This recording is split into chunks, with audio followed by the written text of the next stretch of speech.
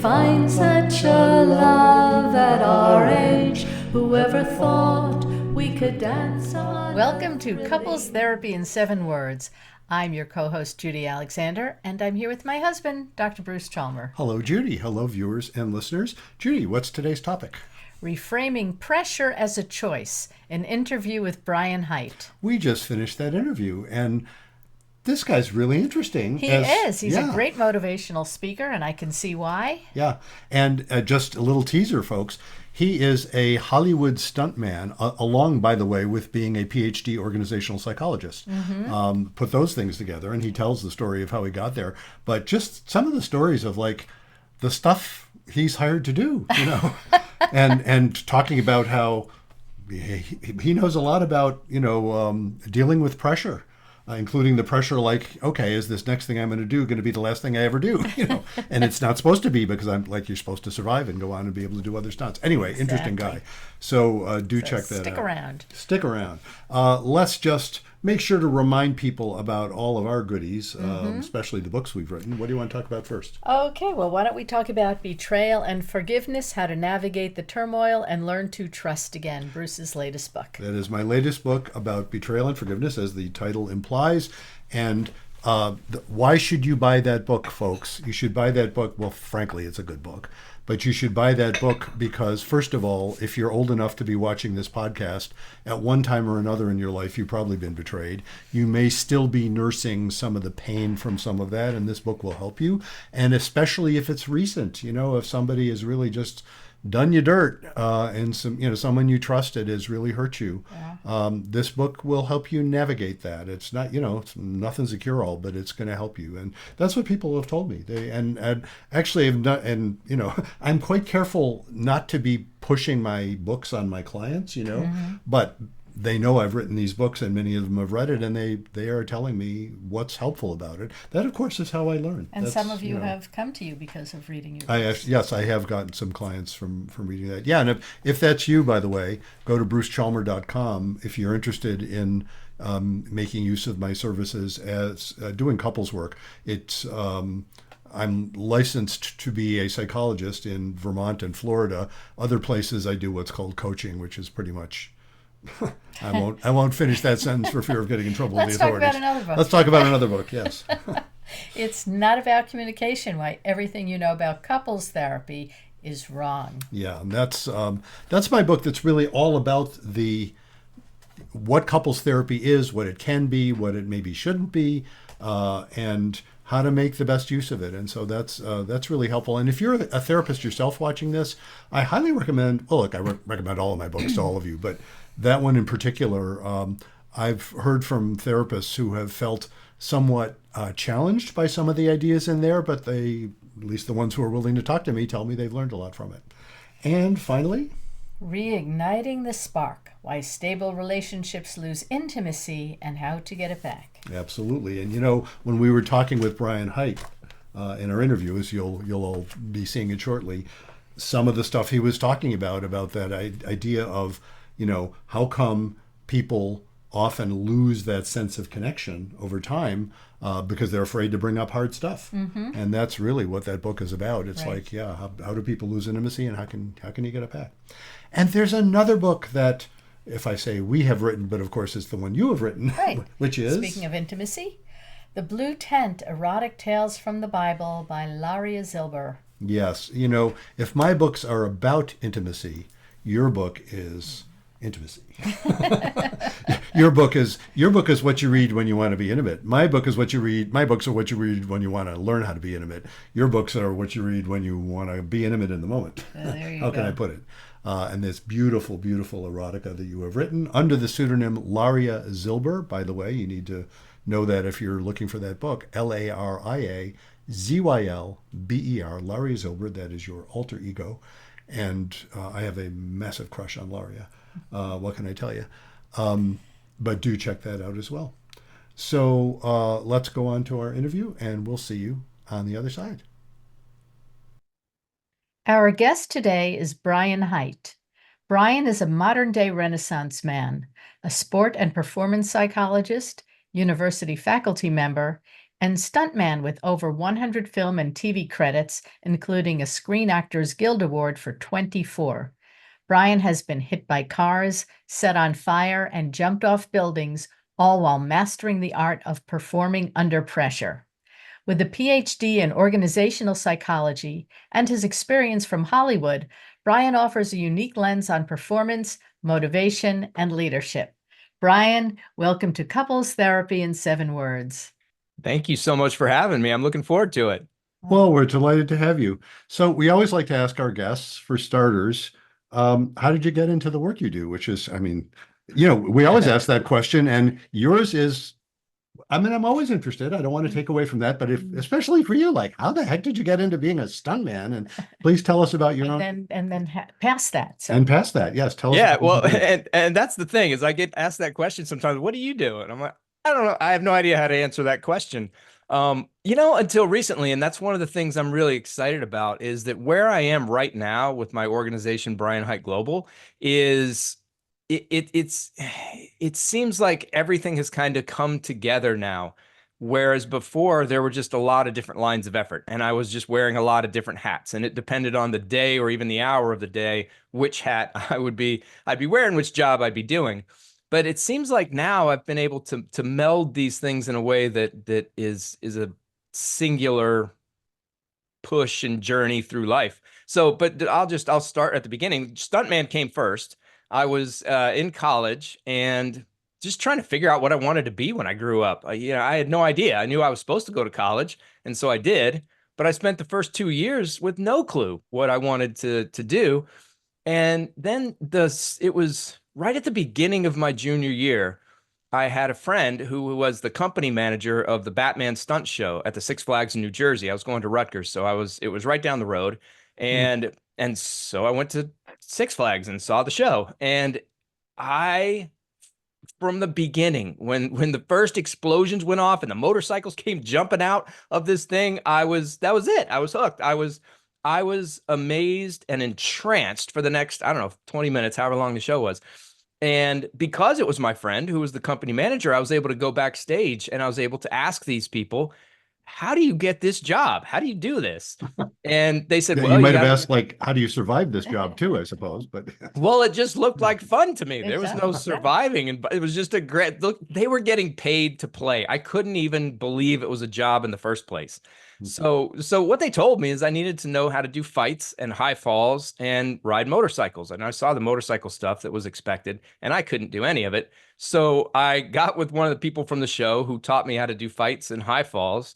And then I bought a motorcycle and I taught myself how to ride at least well enough to go to the audition. Got the job, did the job the next summer, and that was it. I was hooked. I was done. That was what I wanted to be. And then my senior year started and I couldn't focus on anything. I just couldn't pay attention because I'd been looking for so long for what I wanted to do and I'd finally found it. And it had zero to do with a college degree. So somehow or another, I stumbled through the first semester without failing everything. But the second semester, I truly was failing everything. So I just dropped it all and left with 1 semester to go. I didn't graduate. I moved. Well, I did the show again that summer at that Six Flags and then moved to LA to do stunts out there. They had the same show at a different Six Flags. I'd already gotten my Screen Actors Guild card, which is you have to have that if you're going to work in film and TV. So I went to LA and that's where it all took off. I started doing film and TV work and I was going to be a stuntman for the rest of my life. But about 3 to 4 years into it, I realized I'm not finished learning yet. I really enjoy learning. So I was like, all right, well, let's go back and get the degree. That wasn't as easy as I thought it was going to be, given that it was across the country. And this was before the day of you can get online and just finish whatever you want. So I had to physically go back to New Jersey for 3.5 months to finish the last semester of the bachelor's degree. Continued on with a master's in sports psychology and then a PhD in organizational psychology, but never with the intention of working in any of those fields. It was just really interesting material to me. I was coaching gymnastics when I first started working in stunts, and the fact that some of the kids were hitting regularly in practice, and then I'd take them to a meet and it was like a whole different kid. They'd be falling all over the place. There was no other explanation for that than mental, and I wanted to learn more about it. And as soon as I did, all of those concepts were immediately applicable in the stunt world. So to see the benefits, not just for the kids that I was coaching and for other people, but for myself when I put it into practice, was really, that was it. I mean, I really enjoyed that stuff. Hmm. So I continued learning just because it was there and I had the opportunity. Well, then life does what it does. And next thing you know, I find myself in Washington State working for the Army as a sport performance psychology consultant. Oh, wow. And at that time, it really was sport performance psychology. That was it. We were focused on a performance, meaning that I would work with soldiers to shoot better or to get in shape faster or to clear IDs or rooms better. And that was the focus. Like, how do you get somebody's mind into a place where they can be at their best consistently throughout this performance?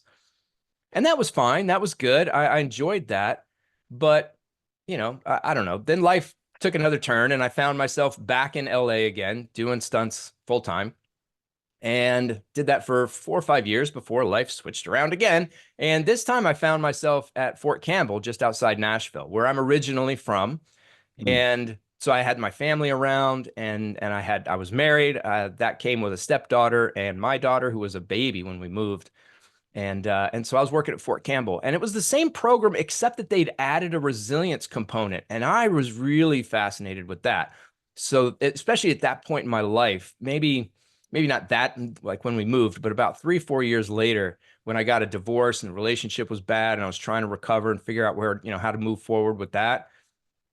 This resilience program that the Army was offering was really attractive to me. So I put my whole efforts into that. So there were still some of the specific performances with certain people, but I really leaned into the resilience program, which was more, here are some concepts and tools and techniques, things that you can use, stuff you can put in your rucksack and carry with you wherever you go and benefit from whenever life turns into what it does. Whenever adversity strikes, which it inevitably will, here are some things you can do. To me, that was just a way, I don't want to say better, but just more useful approach in the sense that more people could use it more often than just targeting a specific performance. So I really liked that program. And I stuck with that job for maybe, well, I guess it was 9 years that I was at Fort Campbell before it was just time to go. And so I did, and went back to stunts again, full time for the third time, for those keeping count, and opened my own business. It was Begin Again Performance Psychology back then. Now it's Brian Hite Global. I'm going through a rebrand, redirection thing that'll probably come up later. But I decided to do that. And that's where I'm at the moment, and really happy doing some keynote speaking. I wrote a book. I've got a couple other ones in the works. I've got some individual clients. I'm working on creating some online courses, and just really enjoying the freedom and the ability to take the stuff. This is what I was saying at the beginning, the ability to take the experience from stunts, particularly you say performing under pressure. We can get into pressure later if you'd like. For me, I don't know that it's a given. I don't believe it's inevitable. I do believe that it exists for some people at some times, but I don't think we have to experience it. And I certainly don't think we should experience it if we're trying to perform at our best. And the stunt part has informed that in a really big way, of living through and experiencing what I have in that environment, plus the academic side. I'm now able to focus my efforts on these things that a lot of people, not just stunt people, not even just athletes, people in general, are in circumstances where they feel pressure, and it's affecting them in very negative ways, and it's inhibiting their ability to be at their best. And it doesn't have to. Motivation, that's something many, many people struggle with in all facets of life. It doesn't matter if you're a performer or consider yourself one or not. Motivation is something we all experience challenges with at some point. And I love talking to people about that and letting them understand where motivation comes from. The sources of motivation matter. It's not just that you're a lot motivated, it's why you're motivated. Yeah, it's, there are two things that you've said that really grab me. I'm sort of curious what you're thinking about it. And for reasons that have a lot to do with what we talk about a lot in this podcast. Of course, this is about couples therapy. So that phenomenon that, gee, people often have to be, it's about resilience and about pressure. And both of those come up a lot in my work as a couples therapist, certainly. And I'm curious also the notion of resilience with respect to recovering from really hard stuff. I just wrote a book on betrayal and forgiveness. And, Mhm. in the context of relationships, not just couple relationships, that certainly is something that calls for a lot of resilience. Any particular stuff grab you? Not on Yeah. that subject Yeah. topic, but go ahead and answer Bruce's question. Yeah. So, well, it wasn't so much a question as it was just kind of sorting through a lot of the stuff you were talking about. I wonder if you could say more, especially if you could, how did you apply that in your own life? How did you apply your resilience understandings in recovering from divorce, for example, which is often a hard thing to do? Anything Yeah, about it that? was, and I had to do it twice. It Ah, wasn't just once, there were two. And I'm in a relationship now. I have a fiance who's wonderful, has two kids, and we've got our families blended. We're getting married soon, and it's mm, all wonderful. But so I have twice I've come back from divorce, and each time it was incredibly painful. But each time my perspective on it has changed. And this is something that you talk about resilience. I think one thing to keep in mind, and it's a hard thing, a very, very hard thing to recognize in the moment, or even if you do think about it, to really convince yourself that it's true. But you have to know that how things are now is not the way they're going to be a week from now. It's not the way they're going to mm, be a month from now, a year from now, 5 years from now. We're going to look back and we're going to see things differently than we did before. One of the essays that I wrote in my book, and this is kind of my way of thinking about it, is, we talk about we can't change the past, but I believe we can change the past. And the reason I say that is because we can't change the actual objective events that have happened.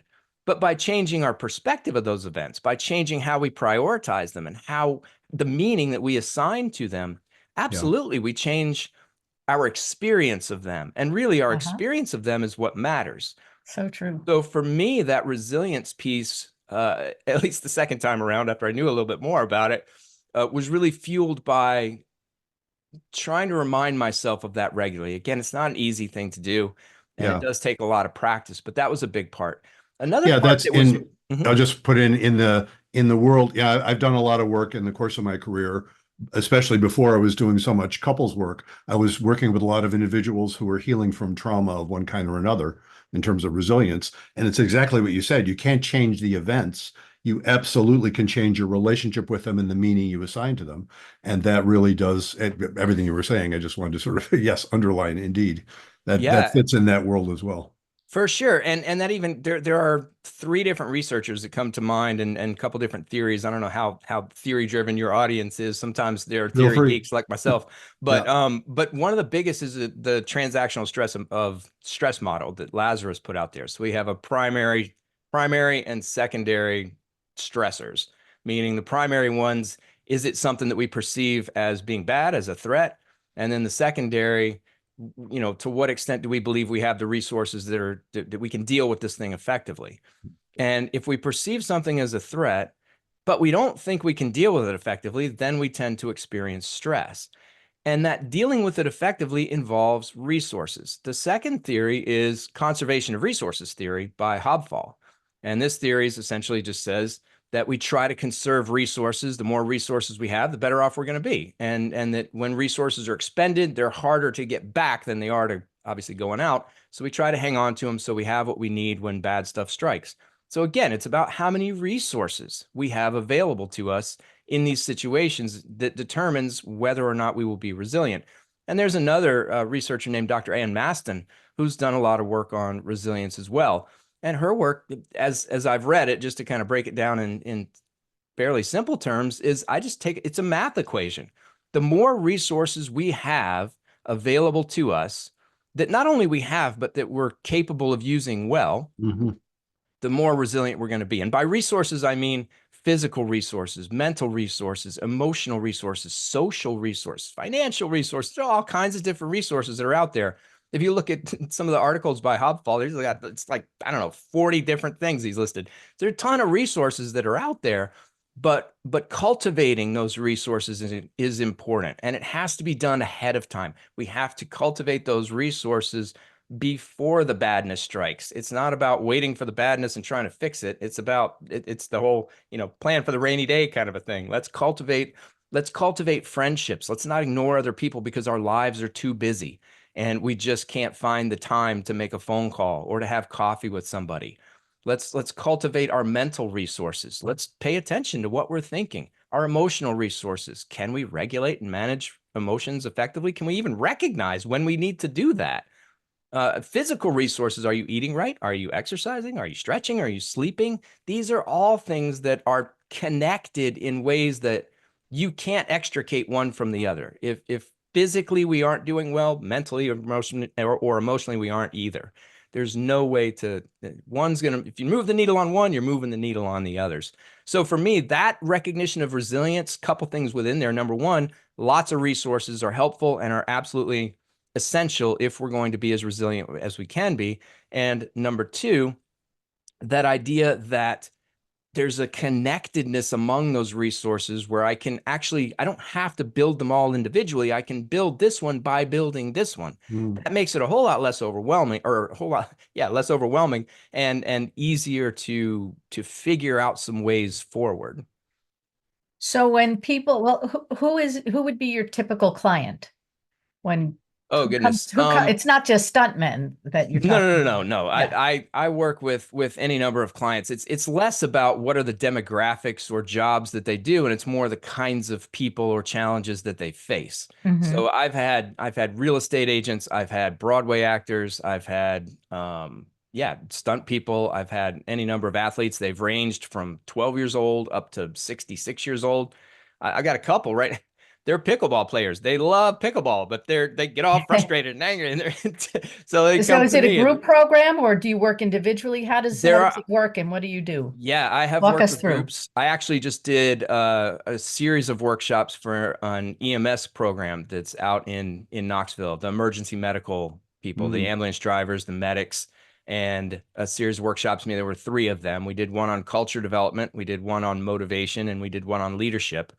And the focus was just on what is this stuff? And with this knowledge I've just given you, how does it apply in your world? And then lastly, how can you take that and put it just today, walk out the door and go see some benefit from what it is that we're doing in each of these realms? Now, you guys know it's not as simple as, let me just tell you the information and now your life's going to be all changed for the better. Yeah. It takes a while for some of this stuff to sink in, but some of the things are lower hanging fruit than others.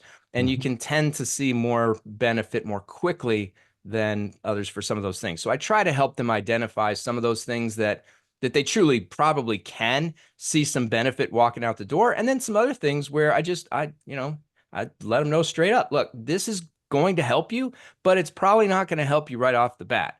It's probably going to take a little while. And the example, especially for that population, it was just where they were in the world. This resonated with them as shooting pool and bowling. And because this is the example that I use, in that if you bowl and you just roll the ball straight down the thing and you're pretty good at it, you'll get a score of right around 150 or 160 pretty regularly, if you're bowling that way. But if you learn how to curve the ball and bring it in at an angle, well, now you can boost your score up to 210, 220, even higher. But when you first start curving that ball, your score is going to be at around 30. I've often noted to people, you have to be willing to suck. Yeah. You get nowhere if you're not willing to suck for a while. 100%. Any kind of change that we have, it's going to require going backwards a little bit to go forward. The other example I use is soccer, because many people are familiar with that. It's not a linear straight, like football is. The ball is here, and in order to call it a good play, the ball has to be further forward the next time around. Well, and if it's backward, then that's not good. But soccer's not like that. It goes back and forth and around, and that's life. That's how it is. In order to go forward, sometimes we have to go backwards, and that's just what's required. So that's kind of, I just explained that to them. I do my best to let them know. And this is the other thing, is they're skills. These are skills, these things that even though we're doing them with our minds, they are skills. And just practice. like any skill, just like anything we can do now that we used to not be able to do, we used to couldn't do it. We practiced, we learned, we gained proficiency, and we continue to practice in order to keep that proficiency. Mental skills are no different. We have to learn them, we have to practice them. As I've gotten older, I guess you don't have to be that old to recognize this, but that phenomenon that when you learn something new, you're implicitly if you're not careful, you will implicitly judge yourself as having been an idiot before for not knowing it. And indeed, then you're not going to be willing to learn anything new for fear of feeling like you're an idiot. And I guess the older I've got, the more willing I am to recognize, well, I've always been an idiot and I'll continue to be an idiot. And then I can learn more, so Yeah. It's the old, you don't know what you don't know. Or, yeah. And the way I put it with my daughter too, because I try to tell her this, like, she's like, it's just so hard. I said, everything's hard until you know how to do it. I mean, think about this thing. Can you do it? Yeah. Is it easy? Yeah. Was it always easy? Was there a time when it wasn't? Exactly. Yeah. Okay. Well, this is that. This is the same thing. So one of the things that you had talked about that we saw was challenging assumptions about pressure, motivation, and what it means to perform at our best. So talk a little bit about that. And I just want to add to that idea of challenging assumptions is one of my favorite topics. That often in couples, I'm of the two of us, I'm the couples therapist and Judy's the real person. Judy is an educator, a retired educator, but not a therapist. So she supplies reality often to the things I like to go off on. But I love that notion of challenging assumptions, especially the ones we don't know we're making, which in couples work is often a lot of the work. It's like we don't even realize what assumptions we're making, and then when we can loosen them a bit, or at least be willing to look at them, a lot of stuff changes. So I am especially curious about it from that standpoint. Yeah. But yeah, please tell us about Yeah, that. that's fantastic that you brought that up. And you're right. I mean, each of us, we all have core values, core beliefs that are, I think of them like lenses through which we filter life, and they will color how we see things and even what we see, what even makes it into our awareness. So sometimes, like you said, we're not aware of the fact that we're even assuming anything. It's just how it is. And it's how it is because that's how we know it. So, but it would take way longer than we have to go into detail in all of these, but you mentioned 3 areas: motivation, pressure, and performing, just peak performance. So I'm going to hit my top assumption within each of those realms, because I think that it's really a valuable thing. And as an educator, this first one, I'm going to talk about motivation. This will be one, I've seen it so much in the schools. In fact, I just had a conversation with one of the principals not too long ago about it, is this idea that motivation is best cultivated by the rewards and punishment are very useful ways to create motivation. So if I want somebody to do something, then they need to have a reward in front of them, something that they can strive for, something that they're going to get after they do this thing. Or, some kind of badness, some sort of threat that if they don't do it, then this bad thing's going to happen. And that is an assumption that, again, it is pervasive in at least the educational systems that I've been a part of with the few kids that I've had.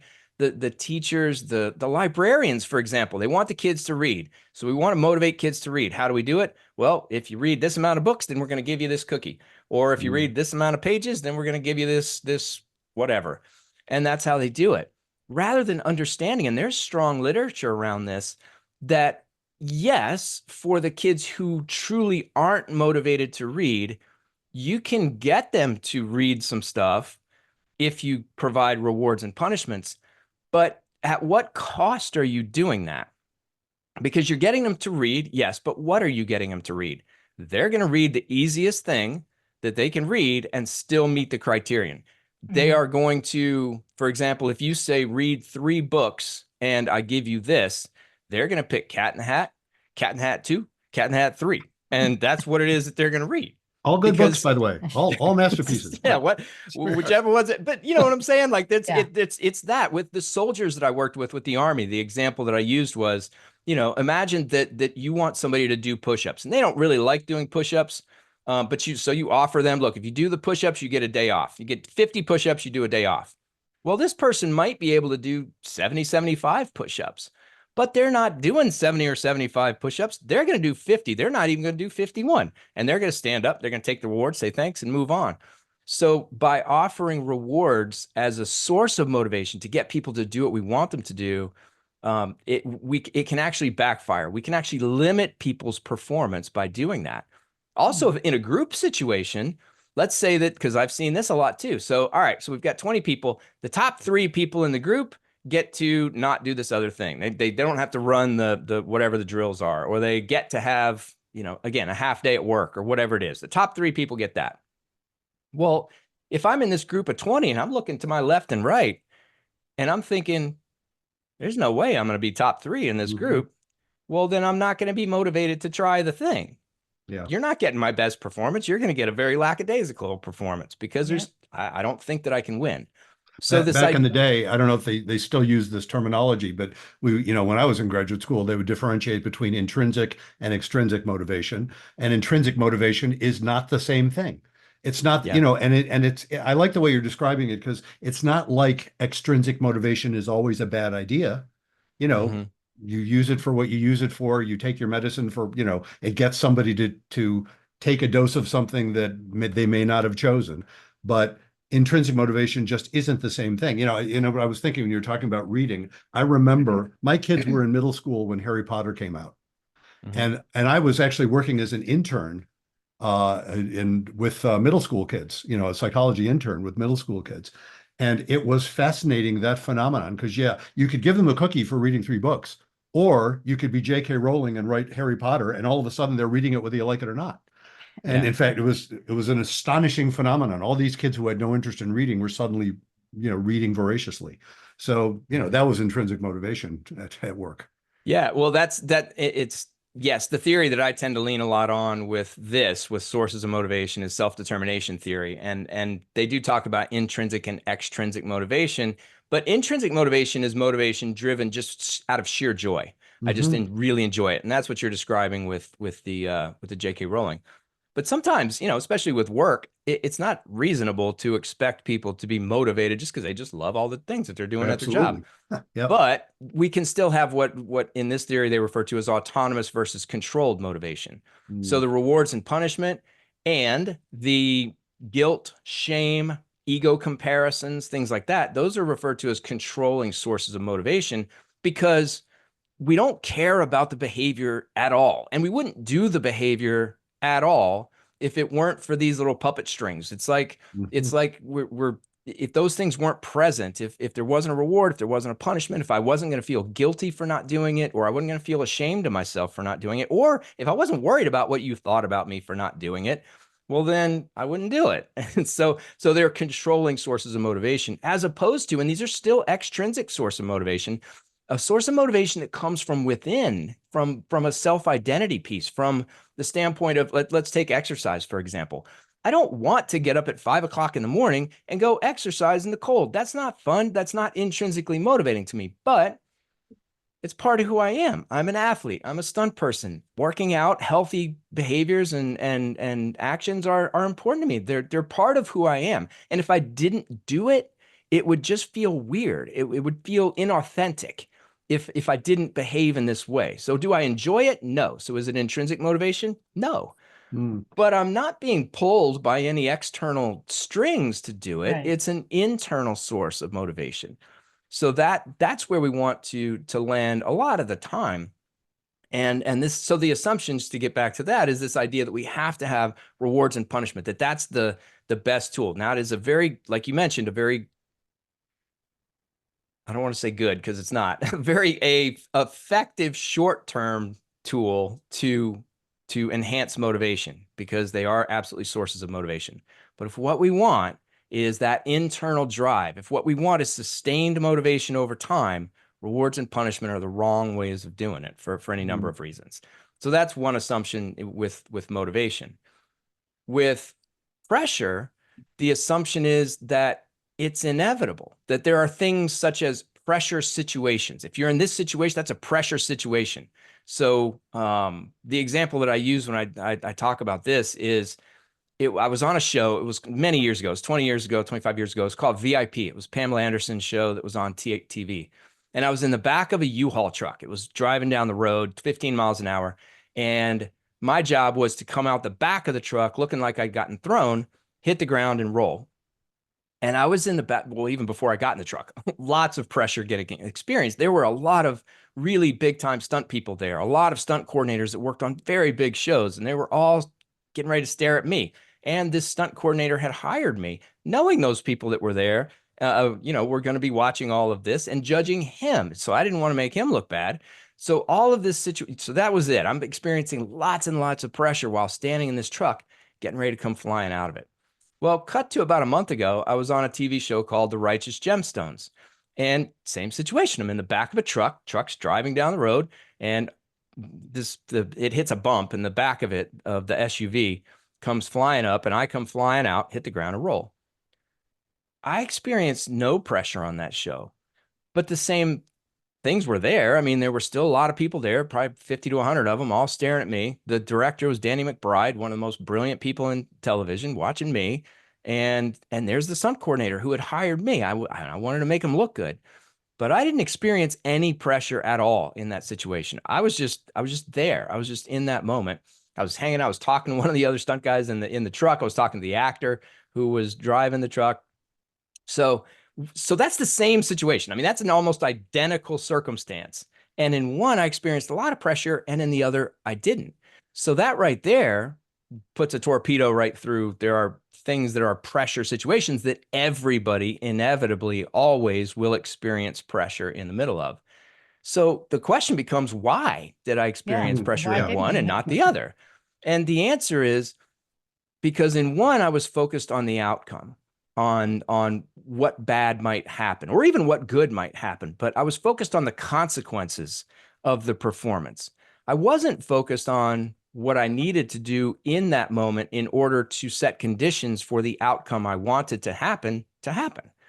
And that's where the pressure came from. So the pressure comes from the future. My focus was in the future. It was on what might happen. And if this outcome happens, then the consequences will be this. I'm playing out imaginary scenarios in my mind. Now, they may be realistic scenarios, and they absolutely might be important consequences, very severe. I mean, I have been in situations where if I do not perform well, I or somebody I'm working with might not go home. I've been in those situations. So I'm not saying that the consequences can't be big and important and dire, but if my focus is on those consequences rather than the actions that I need to take, the mindset I need to adopt, the emotional and energetic state I need to be in, well, then that's where the pressure comes in. So that's why. So on the first one, I was focused, like I said, on look at all these people watching me. I don't want to do bad. Or on the good side, even if I hit this in front of these guys, my ticket's punched. I'm going to work on some of the biggest shows in Hollywood. I'm going to be able to pay my bills for years to come. Even that creates a lot of pressure. So it's not about positive or negative focus. It's just about where that focus is. So perception exists in the mind, not in the moment. It exists in terms of where our attention goes and how we perceive where our attention goes. Now, I would think with respect to that particular comparison, the one element that certainly I've got to believe was a huge factor in the second one was experience. You had so much experience of being confident in your own ability for good reason because you weren't new at it anymore, that I would imagine that itself would mean, okay, I just have to focus on doing what I'm confident I know how to do. And it'll be, well, whether or not it'll be okay, you don't have to worry about that. You just, as you say, focus on doing what you need to do, and then you could do it. And in the first instance, I'm guessing you were, of course, much younger. You were much newer in the field.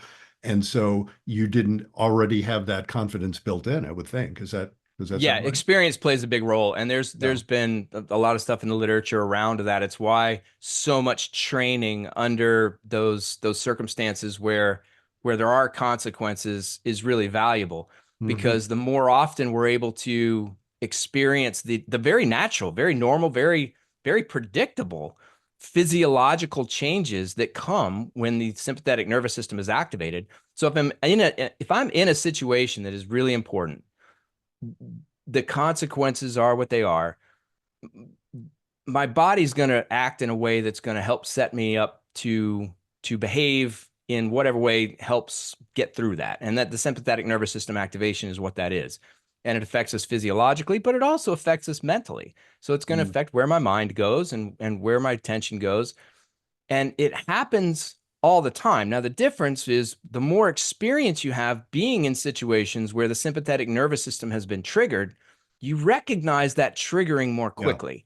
And if Yeah, you've it's a meta developed, awareness basically. yeah, and if you've Yeah. well, and a physical, if I recognize my heart rate increasing too quickly, or my breathing changing, or my muscle tension shifting, these are all things that I can tune into very Oh easily. yeah, no, I didn't say mental, I said meta. It's a meta Oh yeah, awareness. yeah, yeah. There's actually Mm-hmm. parts of the brain, I'm sure you know probably more about it than I do, but there are parts of the brain that are involved that actually develop that meta consciousness. It's a lot of the same stuff in some ways that people with OCD can learn when they learn mindfulness, because they can learn, they're still going to hear those little OCD voices, but they know where to put them. They have the meta awareness that says, oh, that's just my OCD talking. I really don't have to pay much attention to it. Mm-hmm. And that's a skill that one has to develop by practice, like so many other skills. Yeah. Well, and to get into your couples world, I would imagine that, having challenging, at least in my experience, having challenging conversations with your spouse, that is one of those things that will activate the sympathetic nervous system. So the Absolutely. more often we can Yes. not avoid those conversations, but actually engage in them. And if we can do it in a, again, this is one of those, let's plan for the rainy day. Let's have the conversation about the fact that you want A for dinner and I want B. We're going to have some activation, but the consequences really aren't that bad. But I can practice my skills in communication and practice my skills of self-regulation in that situation. Yeah. That, like you said, the experience level will be able to that's practice for when, okay, so you just wrecked the car and now now we have to have a conversation about who's going to transport whom and how we got to, that's a whole different thing. Or, you just had an affair, or I think you're drinking too much, or whatever those conversations are that are incredibly hard ones to have. If Yeah. that's the first hard conversation you've had and you haven't developed the skills and you don't know how to recognize those tells, those red flags, the physiological, mental, emotional ones, well, then that becomes a lot more challenging. So you're right. Experience is a Yeah. huge factor in terms of our ability to attend to what matters. It doesn't Our change where regular, pressure I comes have to from. point out our regular listeners will know I have to put in my yeah, Go ahead. Judy knows where I'm going. It's one of my shticks. I always say I'm like a bad Borscht Belt comic. I have shticks, but one of my shticks is that the chief skill of intimacy is to tolerate anxiety. Very much along the lines you're talking about. Tolerating anxiety involves noting those physiological changes of activation and yet not freaking the heck out. Mm-hmm. And that is a skill that indeed one does need to develop. So you also talk about assumptions about performance as well. I think there you have an assumption there too. Yeah, and the performance ones go along with the pressure one in the sense that I guess the best example of the performance one is goal setting is ubiquitous throughout our society. It doesn't matter what job you're in or what role or what thing you're in. People want to set goals, and that's seen as a very good thing. We have to set goals. If we don't set goals, then I don't know, we're slovenly people who just don't care about anything. Like it's a very negative connotation. And goals are fine to set for what they're worth, but I think that in the performance world, goals take on an ethereal realm that they don't really they don't belong in that realm. They're good for what they're good for, and that's it. And what I mean by that is we need some direction. And if we're going to move forward, we have to know. It's like the GPS. If you don't know which direction to turn out of your driveway, if you don't have some destination in mind, I mean, you're just going to drive around lost. So we need some sort of direction. So identifying goals, identifying objectives and states that we want to achieve is a good thing, because then we can go backwards from there. All right, I am currently here. I want to be there. How do I get from here to there? And then we create our plan and we start executing the plan. Goal setting is wonderful for that. However, when goal setting becomes problematic is when, number one, we deify the goal in a way that makes the goal the biggest thing, rather than the journey itself, rather than the process that we go through in order to achieve that goal. And I mean, just in terms of math, this makes sense. So if we achieve a goal, let's say my goal is to get a promotion at work, and I'm where I am, and I figure out my plan to get to the place where the next performance review is going to happen, and I'm set up for being in a position to get a promotion at work. That promotion's going to happen. and I'm going to be very excited about it. And it's going to mean a lot. It's going to be For very about 10 valuable to minutes. me Yeah. for a short period of time. It's called the Yeah. hedonic treadmill. Yep. We're very happy about it for a very short period of time. And then we're dissatisfied and we got to figure out some other thing. Whereas if we're able to stay in the moment, we're able to recognize through the whole process the benefits that are coming, the new relationships that we have, the new skills we're developing, I don't know, just the new experiences that we're having and the growth that is occurring. That makes the journey worthwhile. And at the end of it, well, then the goal happens. And this is where the other misconception happens, is that people will get so fixated on the goal that they miss, and this is how it ties to the pressure. They get fixated on the goal, so then they miss what they need to do in order to achieve the goal. They put their attention on the future rather than allowing their attention to be in the moment. And again, the example I use a lot of times is soccer because it's just everybody knows it. And that is if you tell somebody, or what's your goal? What do you want to achieve? And they say, well, want to win the game. Great. It's a wonderful goal to have. What do you need to do in order to win the game? Well, we have to score more goals than the other team does. Great. That's absolutely correct. So how are you going to do that? Well, we need to dribble well. We need to pass well. We need to play aggressively on defense and get ourselves up off the ground when we make mistakes and get back in the game quickly. Yes, that's what you need to do. I can give you another example, by the way, for that lots of people are familiar with as well, of that very thing where focus on goal often distracts you from the actual experience. And that example is sex. That's what sex is all about. And I talk with couples about that all the time. And we had conversations about that in our podcast and interviewed a lot of sex therapists. Everything we were just saying fits that model very well. You don't only have to use soccer now. Yeah, no, that's great. We'll talk about sex. Well, and it fits into pressure too, because one of those things that probably if you're talking to those people who are having trouble with sex because they're focused on achieving that end state, they're feeling a lot of pressure to get to that place. Absolutely. That's what's happening. And so they're, again, that attention is focused in the wrong place. It's on the future and it's not on, okay, right now, what are those things that I can do? So again, I think goals are great for what they're great for, to give some direction. But I think we get so, and here's the other problem with goals too, or potential problem, is that when we set them, you know, we are where we are in our lives, and we take into consideration all the information that we have and the experiences we've gone through, and we set this goal. Let's say it's to get a degree. I want to get a degree. That's my goal.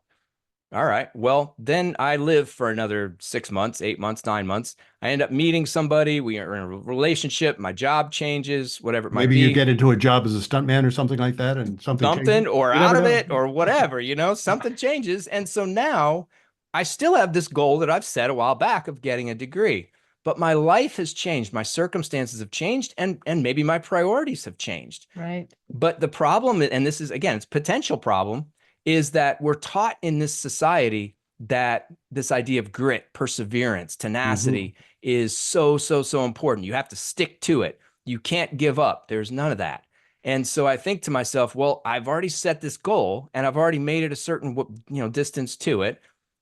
So I need to continue. I have to continue this pursuit, as opposed to just recognizing, well, it was a great goal and a wonderful thing to set at this one point in my life, but now I'm at a different point. So it's not the right thing. And the other final thing that can get, all tied up into goal setting and cause problems is that we can be so myopic, so rigid, so tunnel visioned at this goal that when other potential opportunities come up, we either don't see them at all, or if we do see them, again, we dismiss them as not as important as this one thing that I've committed to.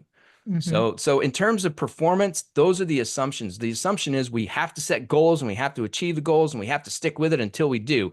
That's what we have to do. We have to commit. We got to go. And it's just not, it just doesn't make sense when you really break it down. Yeah. It's reminding me of the sunk cost fallacy. I think they call that, that same concept. It's so much of what you're saying. It's really interesting because we haven't been focusing specifically on couples work, but so much of what you were saying especially in what you were just saying, has a lot to do with couples work. That idea that, the goals shift don't set things in concrete, because we are living creatures, and there's something about the notion of being alive that is different from insisting on it, achieving specific goals. How can people get in touch with you? I think you said brianhiteglobal.com. Do I remember that right? Yeah. It is. It's brianhiteglobal.com is where they can find it. But you brought up an interesting point. I haven't gotten specifically into the couples thing, so I'll just real quick hit one example that just comes into Please my do. mind. Maybe you can fix me.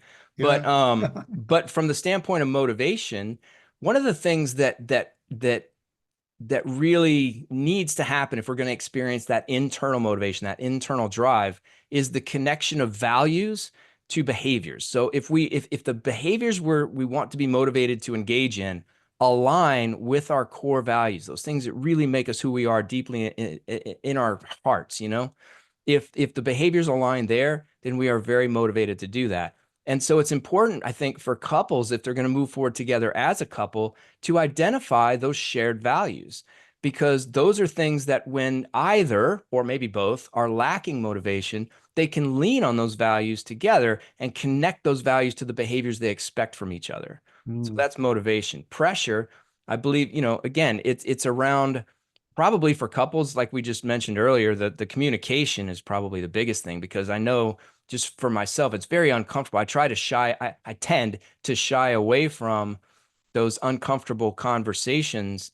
Or at least I mean, I still do, but I'm better at it now because of, like we talked about, the experience. So the more that couples can just embrace those on a scale of 1 to 10, the threes in terms of hard conversations, maybe bump it up to a 5 and try to have those fairly regularly. And not just from the hip, learn some skills, learn some tools for communication to do that.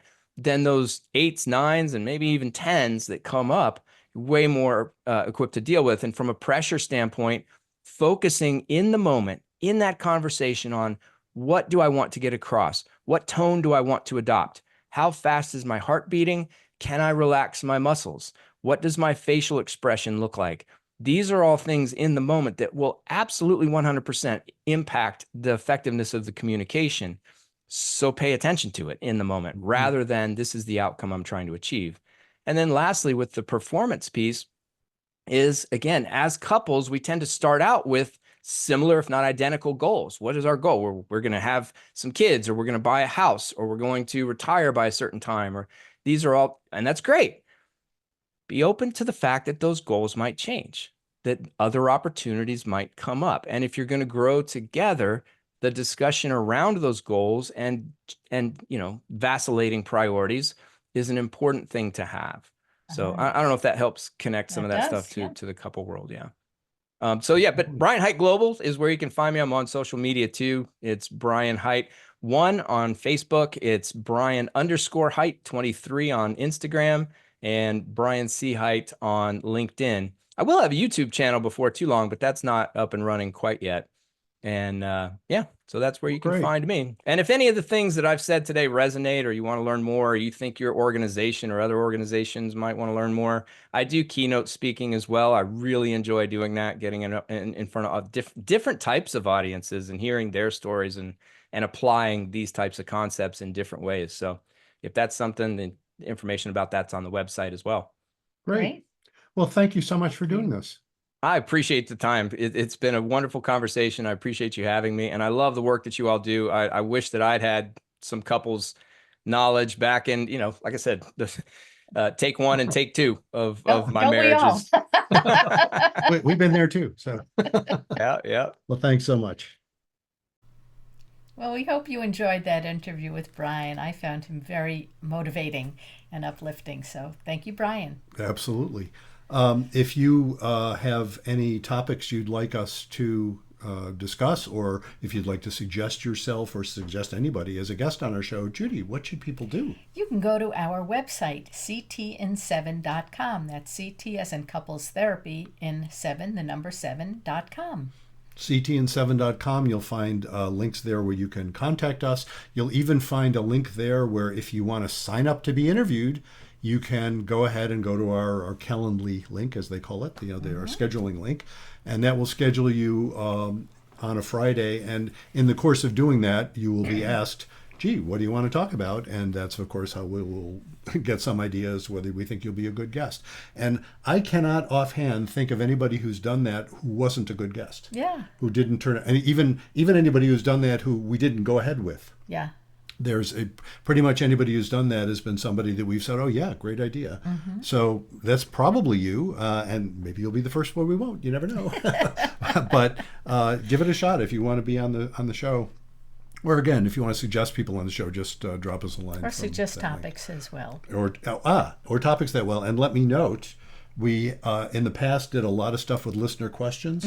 Just recently got a listener question we haven't had a chance to discuss yet. We will do that on a future on a future episode. We have several guests lined up in the queue, but we will get to that as well.